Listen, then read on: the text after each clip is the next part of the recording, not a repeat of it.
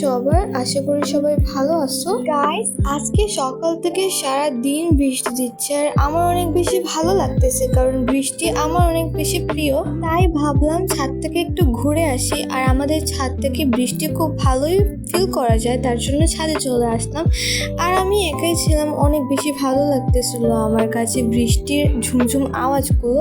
আর guys, আমার বৃষ্টির দিনে ফ্রেন্ডের সাথে অনেক বেশি চিল করতে ভালো লাগে এবং বৃষ্টি উপভোগ করতে অনেক বেশি ভালো লাগে। কিন্তু সব থেকে বড় কথা হচ্ছে এবারের এক্সাম শেষে আমি আমার সব ফ্রেন্ডদেরকে খুব মিস করতেছি। তারপর গাইস, আমি আমার ঘরে চলে গেলাম, কারণ আমার অনেক বেশি কাজ ছিল, তার জন্য আমাকে ঘরে যেতে হয়।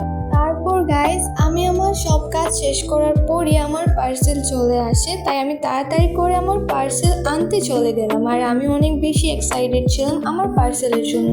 আসলে গাইস, আমি অনলাইন থেকে একটা ড্রেস অর্ডার করছিলাম, আর ফাইনালি আজকে আমার এই ড্রেসটা চলে আসে আমার কাছে।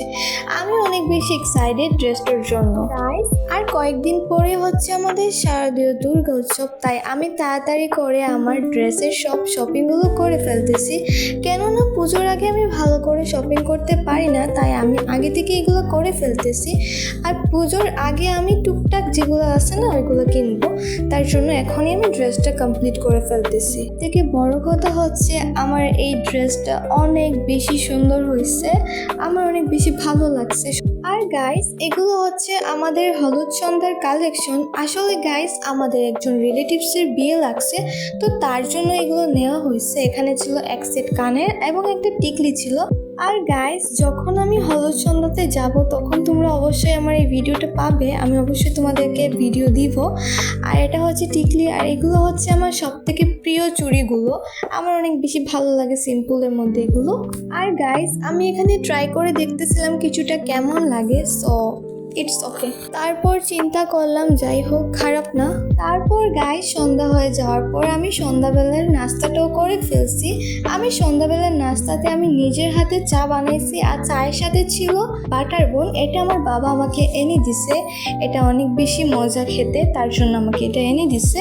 আর সত্য বলতে গাইস, আমরা সিলেটি মানুষ, আমাদের চা না খাইলে একদমই চলে না। আর গাইস, এটা হচ্ছে আমার সেলফি স্টিক, এটা দিয়ে আমি মূলত আমার অল ভিডিওগুলো করি। তো আমাদের পাশের বাসার দুইটা বাচ্চা এসে বলতেছিল যে তাদের স্কুল থেকে নাকি প্র্যাকটিক্যাল দিছে, সো এগুলো একটু সাহায্য করতে হবে, তো আমি এগুলোকে একটু করে দিলাম।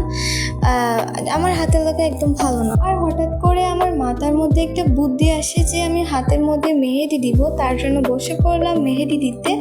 আর মেহেদিগুলো অনেক বেশি পাতলা কেমন জানি হয়ে গেছে, যতটুকু পারছি ততটুকু দিছি আমি।